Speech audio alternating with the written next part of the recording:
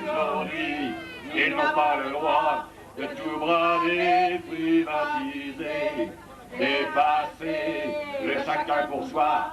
C'est tous ensemble qu'il faut lutter, car Sodexo et Avenant, ils n'ont réellement aucune chance. Nous sommes le 10 mars 1999 devant le ministère des Finances à Bercy. C'est une manifestation à l'appel de la Fédération nationale des restaurants PTT et des organisations syndicales CGT, Sud, CFDT. C'est une manifestation contre la privatisation de la gestion de la restauration associative à la Poste et France Télécom. France Télécom a été privatisée par un gouvernement de gauche et l'exploitant veut aussi privatiser la restauration sociale. C'est une mesure auquel s'oppose le personnel, car c'est une décision antisociale qui va contre l'intérêt des usagers et contre l'intérêt du personnel hôtelier. Il y aura ce jour-là 9000 manifestants dans toute la France pour protester contre cette décision, ou plutôt contre ces projets. Et ces manifestations vont continuer jusqu'en juillet.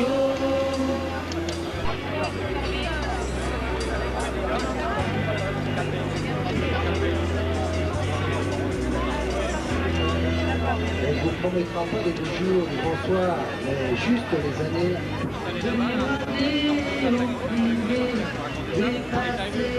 Le chacun pour soi, c'est une chance de pénétrer dans les restos, dans nos restos sociaux.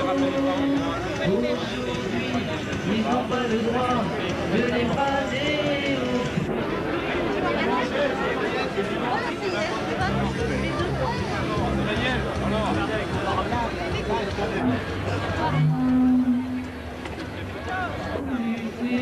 Car Sodexo et Avenant, vraiment une chance de pénétrer. Ils n'ont pas le droit de les brader, priver, dépasser.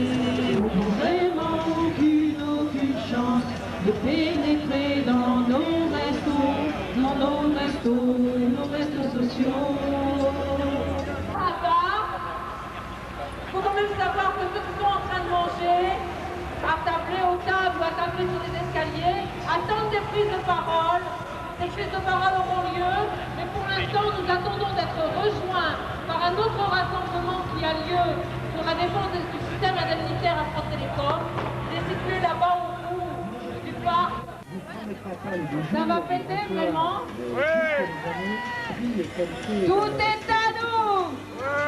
Bien est à eux! Qu'ils ont, ils l'ont volé! Touche pas à nos RA, touche pas à nos indemnes, ou alors ça va péter! Et vous dites ça va péter!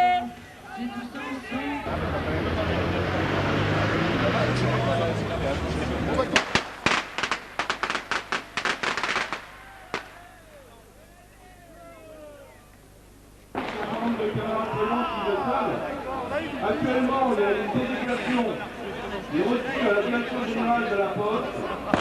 Il y a donc dans cette délégation commune la CGT, la CFDT, Sud et la Fédération nationale des restaurants.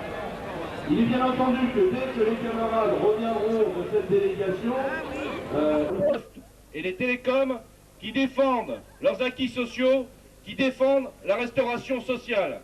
Je crois que c'est important, après tout ce qu'on a connu depuis des semaines et des semaines, et je tiens aussi à souligner le succès de la pétition lancée par la CGT, où actuellement nous avons plus de 100 000 signatures, ce qui est rarement vu dans notre profession, et témoigne bien la volonté et l'acharnement du personnel de ne pas s'en laisser compter sur cet aspect de restauration.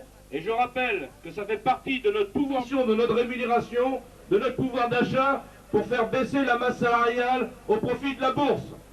Je crois que nous pouvons aussi Faire le point, nous l'avons fait tout à l'heure devant la direction de Paris.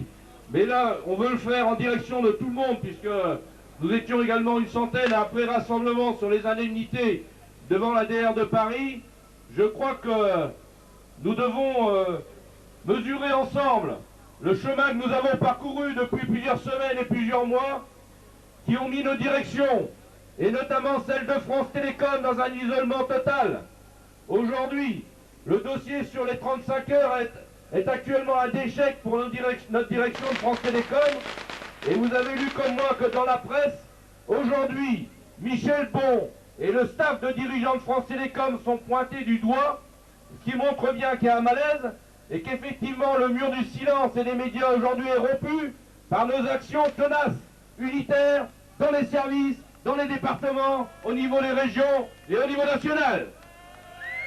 Vous le savez aussi sans doute, le 17 mars, nous appelons notamment le personnel des techniques à l'action sur notamment les questions indemnitaires et du coutumier.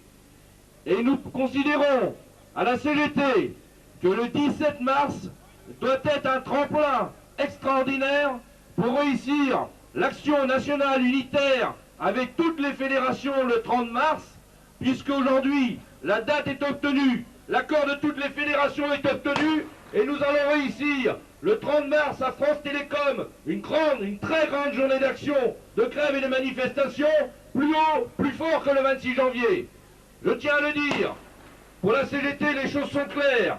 Le 17 mars, nous appelons à une journée d'action de tout le personnel de France Télécom, qui touche du coutumier, qui soit en agence, dans la restauration, parce qu'effectivement, le 17 mars, il est hors de question que Michel Bon parade devant les médias, devant la presse, pour annoncer des bénéfices records, et que le personnel de France Télécom ne se fasse pas entendre. Donc c'est la proposition de la CGT, dans tous les services, on se réunit, on débat, on agit, tous ensemble le 17 mars, pour réussir une grande journée d'action le 30 mars. Et notamment, en ce qui nous concerne, nous voulons que le 17 mars, les questions du pouvoir d'achat soient au cœur de notre lutte, de nos luttes, parce que le pouvoir d'achat, c'est l'ensemble des questions. Le salaire, les grilles indiciaires, le complément France Télécom, la restauration. Donc tous ensemble, la CGT vous invite à faire du 17 mars une grande journée d'action, bien sûr, de grève et de manifestation pour le personnel qui le souhaite. Et avec en même temps, il y aura des manifestations à Paris, avec du personnel de la région parisienne, mais aussi des délégations de province. Et la CGT propose aussi qu'il y ait des manifestations dans tous les départements pour rassembler très largement le personnel et pour que le 17 mars, Michel Bon soit un peu plus isolé. Merci. Parce que la direction de France Télécom a décidé d'attaquer sur plein de sujets en même temps. Alors automatiquement, on est obligé de se mobiliser extrêmement souvent. Mais pour le moment, le moins qu'on puisse dire, c'est que la mobilisation et l'action collective du personnel, ça marche bien. Et la direction de France Télécom, elle est dans la merde. Alors premier sujet de mobilisation, et c'est le cas aujourd'hui devant Bercy, c'est l'attaque contre la restauration. Cette attaque-là, c'est d'abord et avant tout la poursuite du processus de privatisation de France Télécom en particulier. On a privatisé France Télécom, maintenant on veut privatiser la restauration. Alors ça a plusieurs conséquences. La première, c'est qu'ils veulent brader nos restaurants à des entreprises du privé qui sont généralement des négriers de la restauration. Et le personnel hôtelier actuellement employé dans les restaurants de France Télécom, il risque de se retrouver sans emploi ou dans une convention collective beaucoup moins intéressante. Donc notre présence ici, c'est d'abord le soutien au personnel hôtelier de la restauration employé dans les restaurants de la Poste et de France Télécom. Ensuite, c'est une attaque contre les usagers, c'est-à-dire tous les agents de la Poste et de France Télécom. Parce que d'une manière ou d'une autre, c'est la décision des directions de baisser les budgets sociaux, de baisser les subventions à la restauration, qui conduira à une augmentation des prix de la restauration pour nous les usagers. Ce qui veut dire une attaque contre une part de notre salaire indirect. Et troisième chose, c'est évident que la restauration privée, elle gère sur des critères du privé. Ça veut dire que là où les restaurants sont entre guillemets pas rentables, même si vous, ça vous arrange d'avoir un restaurant à cet endroit-là, eh ben il n'y en aura plus. Et il faudra faire des kilomètres pour aller à tel ou tel restaurant. Ceux qui resteront entre guillemets rentables selon leurs critères est inacceptable et c'est pour ça que nous pouvons, au niveau de Sud, que nous féliciter de toutes les initiatives qui ont été prises à travers tout le territoire en défense de la restauration, à travers un cadre unitaire, CGT, Sud, CFDT et FNR. Je crois qu'effectivement, il était temps qu'il y ait ce type de réaction. On a demandé à être reçu au ministère des Finances à Bercy, qui est le ministère de l'Industrie également, la tutelle de France Télécom et de la Poste. Et quand les camarades de la Poste seront revenus du COGAS... Voilà. Pour justifier, ou plutôt pour tenter de justifier la privatisation des restaurants PTT, les directions de la Poste et de France Télécom prétendent que la restauration n'est pas leur métier et donc qu'elles n'ont pas d'autre solution que s'en débarrasser. Mais le métier de France Télécom et de la Poste est-il de mettre les milliers d'hôteliers au chômage? Est-il de casser ces structures que se sont données les salariés des PTT au fil d'années de lutte? Est-il de supprimer la restauration sociale, gage pour chacun de pouvoir se nourrir pour un prix, sinon modique, du moins abordable? Eh bien, nous nous disons non. Les directions de la Poste et de France Télécom se doivent d'assurer les repas des salariés de leur entreprise et elles peuvent le faire. Les profits de France Télécom ont atteint 18 milliards de francs l'année dernière, largement de quoi assurer la pérennité des restaurants PTT, de leur